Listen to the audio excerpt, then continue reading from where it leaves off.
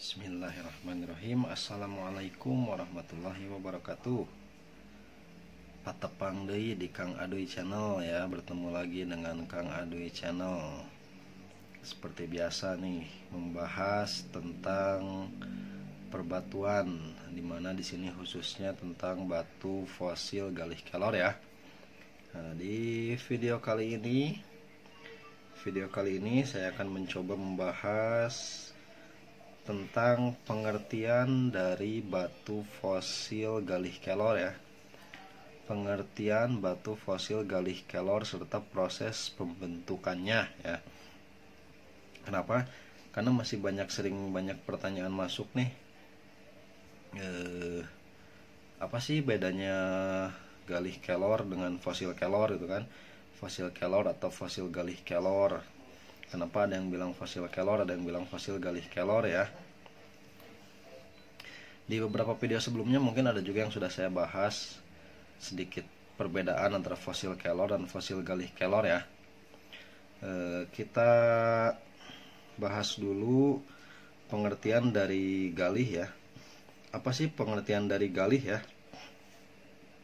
Galih kelor teh naon sih gitu nya. Pengertian dari galih kelor itu sendiri apa sih ya? Nah, ini saya mencoba bertanya kepada Mbah Google. Saya bertanya kepada Mbah Google, apa sih yang dimaksud dengan galih kelor ya? Jadi di Mbah Google ini dijelaskan nih, katanya menurut Kamus Besar Bahasa Indonesia atau KBBI ya, arti kata galih itu adalah teras kayu yang keras dan berwarna hitam karena tuanya gitu ya. Jadi teras kayu yang keras dan berwarna hitam karena tuanya. Nah, jadi galih itu adalah teras kayu yang keras dan berwarna hitam pada umumnya karena saking tuanya gitu ya. Nah, itu galih ya, pengertian dari galih. Nah, sekarang di situ disebutkan teras kayu. Teras teh naonnya? Teras lantai gitu ya. Kita jelaskan lagi di sini. Saya cari lagi, saya bertanya lagi ke Mbah Google ya. Mbah, ada teras kayu teh naon gitu kan? Saya tanyakan lagi lah ke Mbah Google gitu ya. Saya googling lagi lewat Wikipedia. Nah, berdasarkan Wikipedia, teras kayu itu adalah hati kayu atau duramen, adalah bagian dari jaringan kayu pada batang yang terdalam, berisi sel-sel yang sangat terlignifikasi. Bagian ini berada di bagian dalam dari jaringan kayu lain yang lebih luar, alburnum. Teras kayu sering mudah dibedakan dari alburnum karena warnanya yang lebih gelap. Nah, gitu ceritanya. Jadi teras kayu teh adalah hati kayu atau inti daripada kayu. Biasanya kalau orang Melayu, orang Malaysia itu bilangnya batu teras kelor ya.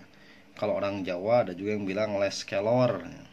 Teras kelor, les kelor, galih kelor, eta keneh. Jadi intinya galih kelor teh teras kayu atau les kayu atau inti kayu atau hati kayunya. Nah, jadi biasanya kayu dalam satu bongkah kayu atau pohon itu ya, pohon. Nah, di tengahnya biasanya ada inti atau ada hati kayunya atau teras kayunya. Kalau sengaja kita belah pohon kelor ya, kalau pohon kelor yang muda itu tengahnya cenderung kopong teh namanya bahasa Indonesia kropos ya, cenderung kropos. Biasanya ada lubang kecil di tengahnya. Itu kalau pohon batang kelor yang masih muda. Kalau pernah matahin batang singkong, nah biasanya tengahnya ada bagian yang putih ya. Nah, itu intinya. Nah, kelor juga sama, kurang lebih pohon kelor itu kalau yang masih muda tengahnya kayak gitu ya. Tetapi nah tadi dijelaskan galih itu adalah teras kayu yang keras dan berwarna hitam karena tua. Nah, jadi tidak semua pohon kelor itu mempunyai galih berainya. Nah, jadi intinya galih kelor itu adalah bagian inti dari pohon kelor dan tidak semua pohon kelor mempunyai galih. Jadi hanya pohon kelor yang sudah berusia tua saja, ratusan atau ribuan tahun, yang memiliki galih. Tamantakan kunaon galih kelor teh hese, galih kelor teh dibilang langka. Bahkan galih kelor itu harganya juga cenderung relatif mahal. Kenapa? Karena dia itu langka didapat dari pohon kelor yang berusia sudah tua gitu bray nya. Pengertian itu secara ilmiahnya kurang lebih seperti itu berdasarkan Wikipedia sama Google-nya. Nah, saya sering upload juga ada batu fosil kelor, ada batu fosil galih kelor. Nah, beda gitu ya. Nah, ini ada beberapa contoh yang saya bikin video ini. Saya backgroundnya pakai batu biasa ya. Ada beberapa contoh ini fosil kelor dan fosil galih kelor. Ya, kelor pancawarna, kelor motifnya. Ada fosil kelor dan fosil galih kelor. Nah, galih teh kumaha sih? Nah, biasanya saya ada yang hitam nih ya, tapi sekarang kebetulan stoknya sedang kosong. Ini ada beberapa yang pancawarna, ada yang coklat ya. Nah, ada yang hitam juga. Untuk membedakan galih itu bagaimana sih? Nah, tadi ada dijelaskan juga teras kayu itu bagian dalam dari jaringan kayu lainnya yang lebih luar atau alburnum. Alburnum teh naon, teras teh naon tah. Saya ada satu contoh. Nih. Saya ambil. Ini satu contoh ya. Ini satu contoh batu fosil kelor unik antik kayaknya. Terdiri dari dua warna, ada coklat, ada hitam. Terus ada ini serat-seratnya, serat susup. Saya sebut ini serat emas susupnya. Sodolanang, seperti sodolanang. Aduh, sorry, ada yang jatuh. Bentar ya. Nah, ini ya. Nah, alburnum teh naon, galih teh naon, teras teh naon tanya. Tah, ini bagian luar ini yang berwarna coklat, ini yang disebut dengan alburnum atau bagian luar dari jaringan kayunya. Nah, yang hitam di tengah, nah ini dia yang disebut dengan galih. Jadi galih teh ieu berai tanu hideung di tengah ieu inti. Ini dari batang atau bongkahannya. Saya sengaja potong dapatnya seperti ini gitunya. Ini hitamnya tembus ke dalam, coklatnya juga ya. Nah, galih nate nu mana? Galih itu yang berwarna hitam ini yang ada di tengah-tengah. Yang warna coklat ini adalah alburnum atau bagian luar dari jaringan kayu. Nah, jadi ini termasuk unik ya, antik ya. Galih kelor teh ieu tah nu warna hideung, dan tidak semua pohon kelor, tidak semua fosil kelor itu mempunyai galih. Ya. Jadi tidak semua pohon kelor mempunyai galih. Jadi lamun aya nu ngajual galih kelor, fosil galih kelor, batu galih kelor, tapi warnana bodas, eta lain galih bray. Eta nu disebut alburnum teh tadi muncul Mbah Google mah gitunya, cek Wikipedia mah, kata Wikipedia itu yang disebut dengan alburnum, bagian luar dari pohon kelor. Jadi itu lebih ke ya kayu kelor gitu atau fosil kelor. Nah, kalau galih itu cenderung biasanya berwarna hitam, rata-rata warnanya sudah hitam karena saking tuanya. Asalnya mah putih. Kalau penasaran kalian belah deh pohon kelor yang masih muda, itu dalamnya putih semua ya. Selayaknya warna kayu yang masih muda lah, putih. Tapi seiring berjalannya waktu semakin tua dia berubah warna menjadi hitam. Galihna nu tengahna inti teras hati dari pohon kelor. Nah, gitu brainya. Nah, ini ada juga contoh. Nah, ini contoh ini galih nih. Ini galih kelor, tetapi dia bercampur dengan serat-serat kayunya, serat dari alburnumnya itu pada saat penuaan pohon dia mungkin tidak sempat menua atau gimana lah. Jadi si galih hitam ini dikelilingi oleh serat. Nah, ya serat alburnum, yang berwarnanya ya warna ya merah ya putihnya. Nah, ini galih, ya galih tetapi bercampur dengan serat kayu, serat alburnumna gitu ya. Jadi ada serat alburnumnya gitu. Si galihnya belum full menghitam, keburu dia mati dan menjadi fosil. Nah, itu berainya. Nah, ini juga, nah ini galih kelor tetapi dia bercampur dengan alburnum, sama seperti kurang lebih seperti yang tadi. Sebelum si batu ini menua dia keburu mati dan menjadi fosil gitu. Jadi belum sempat menghitam semua, dia keburu mati, keburu menjadi fosil. Akhirnya ya seperti ini gitu, menghasilkan varian galih kelor yang unik, ada bermotif gitunya. Nah, itu ya secara kurang lebih seperti itu. Nah, kemudian kita bahas lagi, tadi balik lagi ke pokok pembicaraan di sini yang akan saya bahas. pengertian dari fosil galih kelor dan proses pembentukannya. Nah, itu tadi pengertian galihnya dulu ya. Galih belum menjadi fosil ya.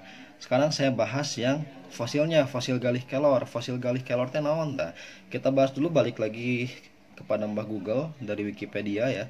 Fosil berasal dari bahasa Latin fossa yang berarti menggali keluar dari dalam tanah. Nah, intinya fosil mah didapatkan biasanya dari dalam tanah, sudah terkuburnya.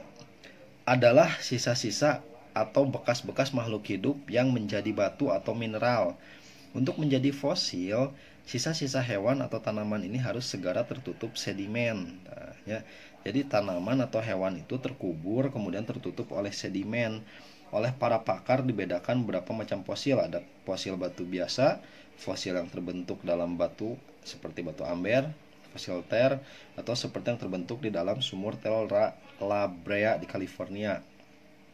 Hewan atau tumbuhan yang dikira sudah punah tetapi ternyata masih hidup atau masih ada disebut fosil hidup.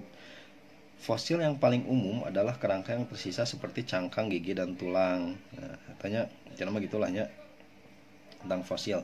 Jadi fosil itu berasal dari bahasa Latin fossa yang berarti menggali keluar dari dalam tanah. Adalah sisa-sisa atau bekas-bekas makhluk hidup yang menjadi batu atau mineral. Di sini kita bahas tentang fosil galih kelor. Berarti dia berasal dari pohon kelor, tanaman kelor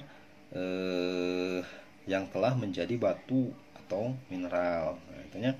Kemudian fosilisasi. Fosilisasi merupakan proses penimbunan sisa-sisa hewan atau tumbuhan yang terakumulasi dalam sedimen atau endapan-endapan, baik yang mengalami pengawetan secara menyeluruh, sebagian ataupun jejaknya saja. Nah, terdapat beberapa syarat terjadinya pemfosilan atau pemfosilan ya, yaitu antara lain ya syarat-syarat si pohon kelor itu, tanaman kelor itu bisa menjadi fosil. Apa saja syaratnya?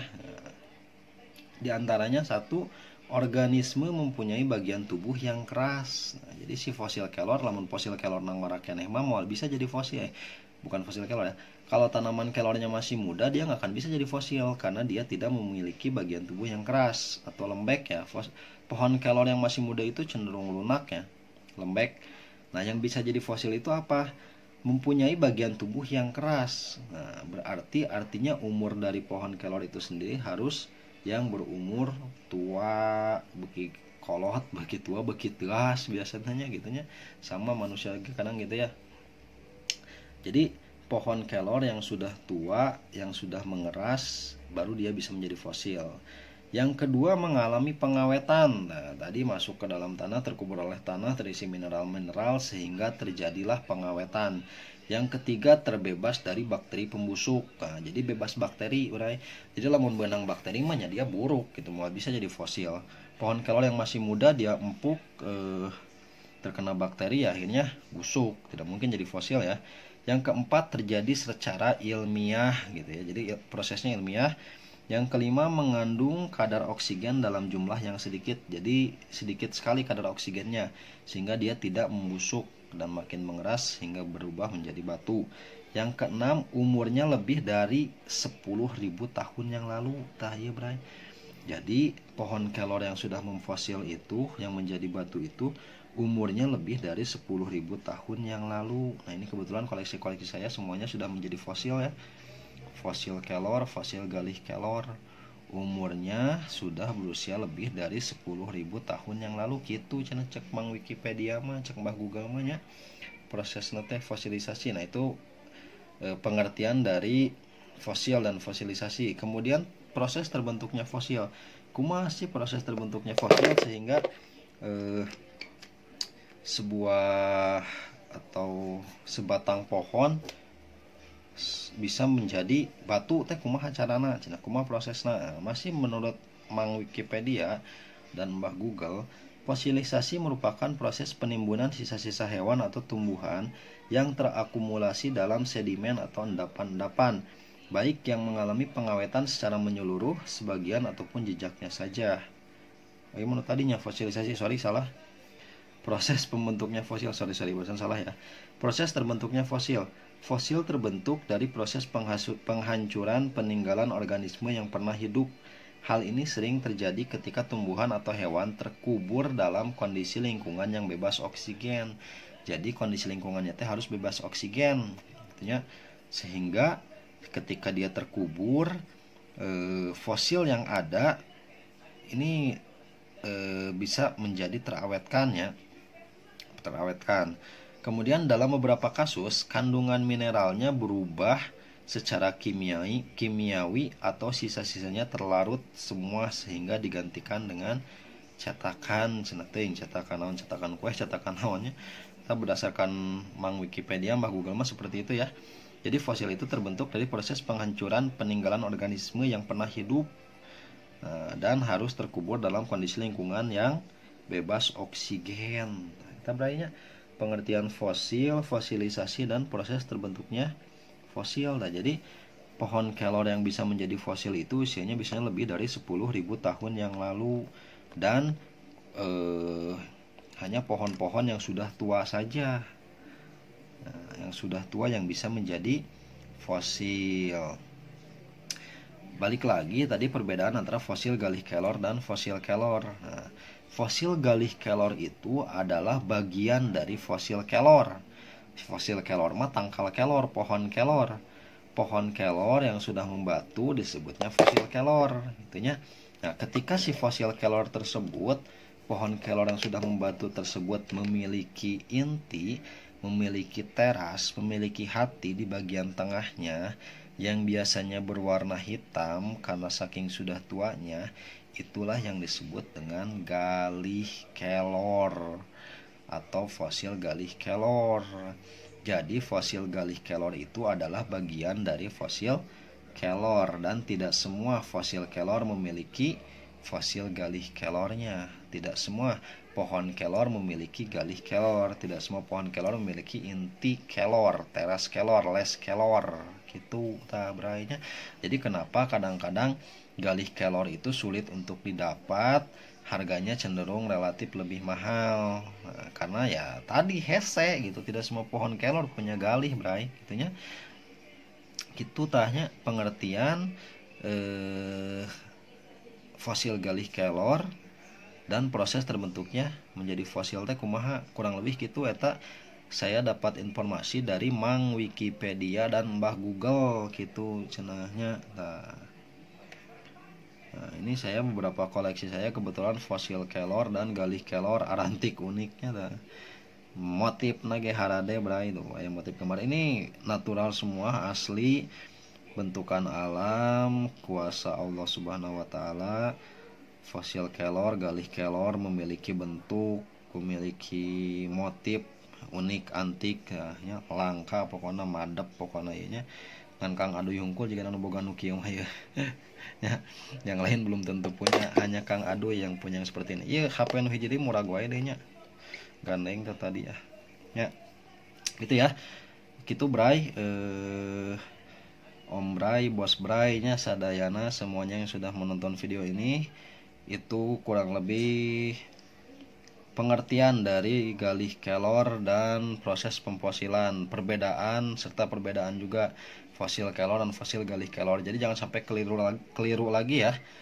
Naon sih galih kelor teh nu kumaha sih, fosil kelor teh nu kumaha sih? Nah, kunaon galih kelor banyak diburu dan banyak dijadikan kalau di kita mustika, yaitu karena kelangkaannya gitu. Hese didapatkannya, tidak semua pohon kelor punya galih gitu. Intinya mah hese lah. Intinya mah hese, jadi dia lumayan, maharnya lumayan gitu ya kalaupun ada ya. Dan kebanyakan mah energinya juga katanya lumayan, tapi ya nggak tahu lah kalau masalah kayak gitu mah ya. Itu ya perbedaan galih kelor dan fosil kelor serta proses pemfosilannya. Kurang lebihnya saya mohon maaf, itu hanya didapatkan sekali lagi dari Mang Wikipedia dan Mbah Google-nya. Mohon maaf apabila ada kesalahan dalam penyampaian, apabila kata-kata saya kurang difahami.